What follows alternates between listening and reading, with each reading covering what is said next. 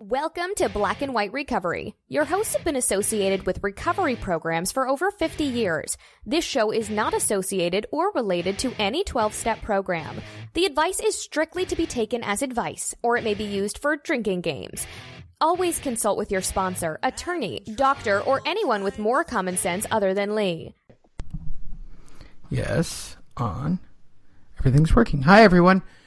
Welcome to Black and White Recovery. I'm Lee. I'm joined by Ian.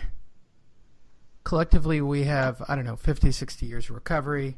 And why you listen to this show 40 or 45 anyway. Is it? No, I don't know. 22 over here. 20. I have more. I have 25, don't I? 93. Yeah. But we've already determined that I'm not sober. So, by the classic definition, if I don't go to the cult meetings, I'm not a member of the cult. Well, you're not in the program, but you're sober. Right. What we would call white-knuckling it, or dry, or abstinent. I went through a period of that for 4 years. I was better off drinking.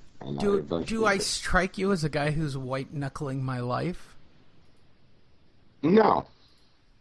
I think people say white-knuckling so that they can scare people. Like, okay, so when I got sober, a really good friend of the family got sober, and he joined the program. And both of his kids subsequently are program people too, each with different outcomes. But he went in first.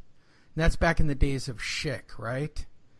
So, oh geez, got sober, wound up at meetings, and then over a period of time, continued to not drink. And basically, tell the youngsters that listen to us what Schick is. So Schick was this basically strip mall version of getting sober and off of cocaine, and their way of doing it was through aversion therapy. They did smoking, drinking, and drugs, and their plan was to make you vomit every time you were around these things. So they'd give you basically pills that would make you throw up when you drink, and they'd let you drink, and you'd throw up, and you'd get violently ill. They gave you something that looked like cocaine that would make you violently ill. Same thing with smoking. That was their whole plan. It was aversion therapy. Subsequently, making people violently ill, they've discovered, is a bad way to get them sober. Shocking. Our solution these days is to send people to meetings and get them hooked on smoking and drinking highly caffeinated beverages. Yes. That is our sober solution. It's better for you. It's better for you to be high on nicotine and caffeine, and you are. For those of you listening that are smokers going, I'm not, you are. You're high as a kite. Yeah. I don't smoke anymore. I only vape. Right. That's just a pure, cleaner form of the whole package. But don't get me wrong. I mean, I was in the program, and I smoked. I continued to smoke for a while, got off of it. Then I got onto vape, and then I quit outright. Got to. Can't smoke. Can't do it. It also helps that I take... well, I moved into Brazilian Jiu-Jitsu as sort of my drug of choice. And that's my fix. Okay. And that was my healthy solution for long-term sobriety. Yours was waffles at 2 in the morning. No, mine was Brazilian women. Well, okay. But you like to take them to waffles at 2 in the morning. The waffles is a code, buddy. Is it? Am I just not that hip? That's what you're... When you're saying who's up for waffles, you're just looking for a bounce partner? A specific one that's got a boyfriend. Really?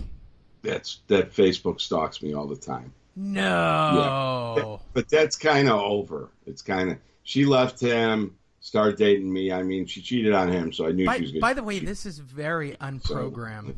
This is very, very unprogrammed. Well, what else? What is going on program at 2 in the morning? Well, okay. So here's my point. So, welcome back, by the way, everybody. This is a season. Yeah, it's a new season. Season 3. We'll try to get you out another 20 or so episodes and let that run its course, and then let those circulate. The shows continue. All you have to do is type in blackwhiterecovery.com. I think that's correct. Let me check. It's been so long. Yes. I know. It's Black White Recovery.com. And what's that do? I think you have to add the word black and white recovery.com.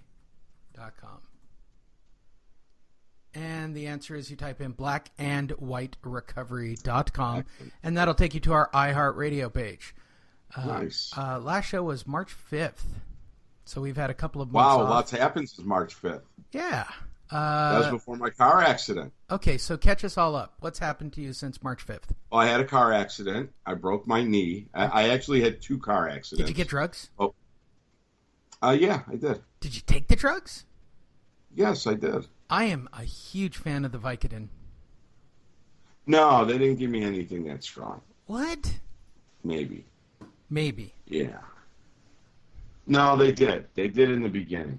Because what happened was I had like one of those moments. I was taking my allergy medicine, my stomach medicine, my cholesterol pills, my triglyceride pills, my vitamins, my other stuff, and then a couple of these pills. And I'm like, why am I taking 14 pills in the morning to wake up?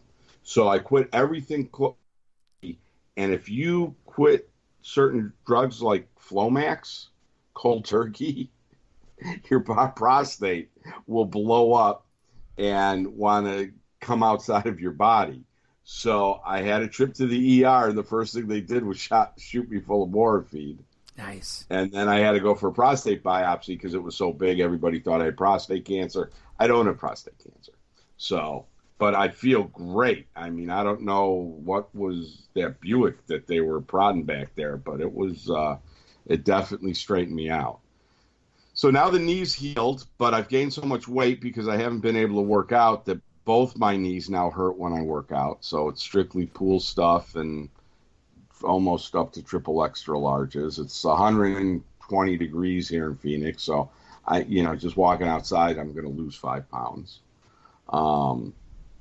Let's see what else. I had a death in the family. My father passed away, and I actually had a chance to hobble to the airport and fly up and visit him for about 5 or 6 hours about 2 weeks before he died. And it was really nice, kind of a last hurrah. And I didn't have to drink over it. I didn't feel bad about it. My dad was very ill, so it was kind of good that he had passed on. And of course, dealing with all the crap, like, his girlfriend finding out that my parents were in the middle of a divorce when my mom died, and she didn't want him buried next to her. And why? Why would it matter? That's crazy shit. Yeah, I mean, my mom's brother, my uncle is in control. Can't say I'm my dad, so it's just that I'm stuck in the middle. Somehow the car lot that me and my dad opened up 35 years ago got closed 2 days before he died, and I have no legacy anymore, and plus I have no way to flip cars like I like to do. Right. And of course there's no cash at the end, and that's fine. I mean, there never was, and that's okay. But I didn't have to drink through any of it. I didn't have to pick up through any of it. The prostate stuff was a little scary. When 12 people are saying you probably have prostate cancer. And now I'm just trying to pay off the bills, but I'm good. I'm good. I mean, one of my businesses is going great. One of them is not so great. One of them's okay. The not so great one's really pissing me off. I might just quit that one for a while. It's not really a business. It's more of a job. It's more of a hobby that involves money. And I think I'm going to take August off. So what are you going to do for your month off? What are you going to do for, like, legit? I think I'm going to work out some more. I think instead of playing a lot of gin rummy, I'm going to work out some more. At least work out as much as I play gin rummy. I think I'm going to travel a little. I'm going to go hit Utah for a week. Alone? Yeah, I mean, I have friends in Utah. I just, I finally got that old Trans Am done, so I think I'm just gonna hit the road and drive. Go to Vegas, go to Salt Lake, go see the kids in Colorado, who the kids got married in April. I did the ceremony, and I didn't have to drink through that either. And yeah, so probably go see them up in Colorado, and then maybe shoot down the coast to come see you in Cali, and head down to San Diego and see if I can get away for a couple of weeks. You sound like you're falling apart and ready to die. My voice is. So why are you all? Why are you? What's wrong with your voice? Just allergies. So it's 120 degrees. You're It's gaining just weight. law. By the way, bless you. So it's 120 Thank you. degrees. You're gaining weight. You got bad knees. Yep. Are you pulling And a now my Native? voice is cashed. I feel like you're pulling a Native American Indian move and getting ready to go to the top of the big rock and see the great eagle spirit. No, I'm fine. Are you? Yeah. All right. How's recovery? voice How's will recovery come back in been a for few you? seconds. How have the meetings been? Tell me about the meetings. The meetings are great. None of them have air conditioning, so I just Why go is there that? Because they're cheap. Actually, one place that isn't that cheap, you do have to turn on the AC about 4 hours before the meeting, and who's ever in charge of that forgets. It's a CA thing, so. CA's still going. Yeah. Well, that's Yep. good. I mean, the NA people We haven't just had beaten them swag up. pod in Tucson. Excuse me. Wow. Yeah, we just had Swacky Pond in Tucson. That was good. That's good. Have you gone to any conventions since March? That was Swacky. I actually wasn't able to get there because I got so hung up with work. By the time I got out of Phoenix, there were storms rolling through Tucson, and freeway was closed in certain sections.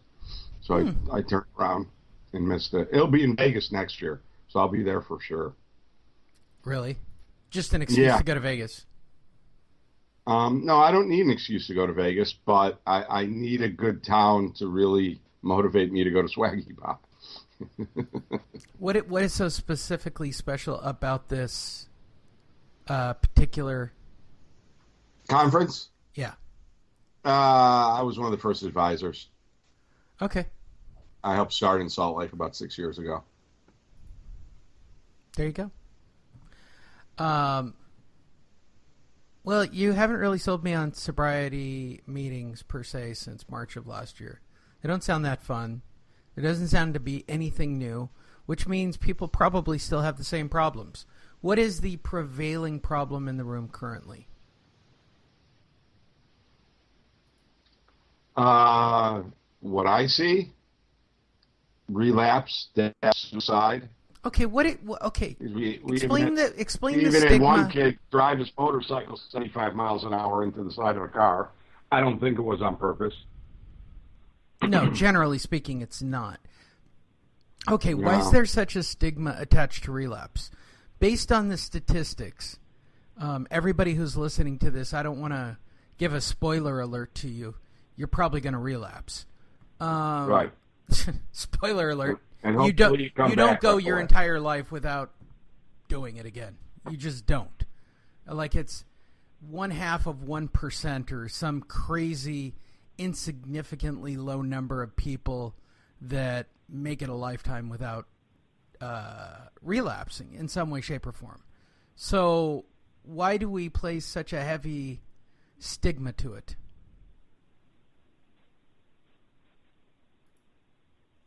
Well, because in the book it's taboo. I don't think it's taboo. I think every day you're able to not drink is a miracle. And if you're able to put 180 days, 180 miracles, and then throw one or two away and come right back and get on the horse, I think that's okay. It's when you leave and don't come back and you're out there miserable for 4 or 5 years until you hit a worse bottom than you had, or you want to kill yourself. I think that's the issue. Yeah, that's a lot. Yeah.